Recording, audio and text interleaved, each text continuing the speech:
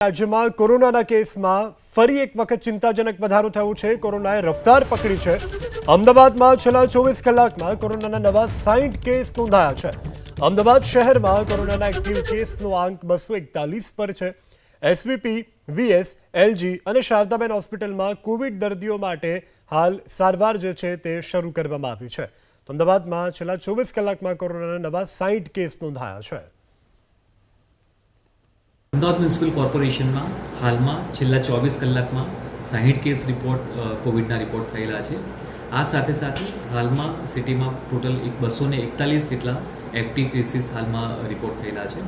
આ માટે કોર્પોરેશન દ્વારા એડમિશન બાબતે શહેરની વીએસ હોસ્પિટલ, એલજી, શારદાબેન અને એસવીપી હોસ્પિટલમાં દર્દીઓનું એડમિશન થઈ શકે તે પ્રકારની સુવિધા ઉપલબ્ધ કરવામાં આવી છે। એસવીપી, વીએસ, એલજી અને શારદાબેન હોસ્પિટલમાં કોવિડ દર્દીઓ માટે હાલ સારવાર જે છે તે શરૂ કરવામાં આવી છે। તો અમદાવાદમાં છેલ્લા 24 કલાકમાં કોરોનાના નવા 60 કેસ નોંધાયા છે।